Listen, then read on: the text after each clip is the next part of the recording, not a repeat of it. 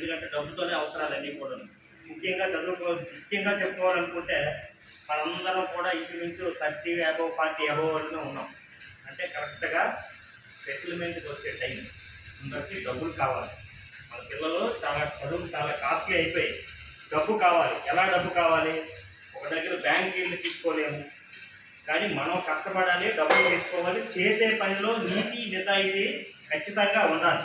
మనం ఏ కస్టమర్కి అయితే ఖచ్చితంగా ఎక్కడైనా రాయల్ నిర్మాణ్ కవితా అగ్రహంలో ప్రొడక్ట్లో ప్లాట్ కొనిపిస్తాము, రియల్ ఎస్టేట్ అంటే రీసేల్, తన అవసరాలకి పెళ్ళి ఆ ఇంట్లో కానీ పిల్లడి చదువు కానీ ఇంకే కార్యక్రమానికైనా ఇంపార్టెంట్ కార్యక్రమాలకు అది రీసేల్ వెంటనే అవ్వగలిగి వాళ్ళకి కస్టమర్కి క్యాష్ అవ్వగలిగితేనే దాంట్లో ఖచ్చితంగా నీతి నిజాయితీ ఉన్నట్టే.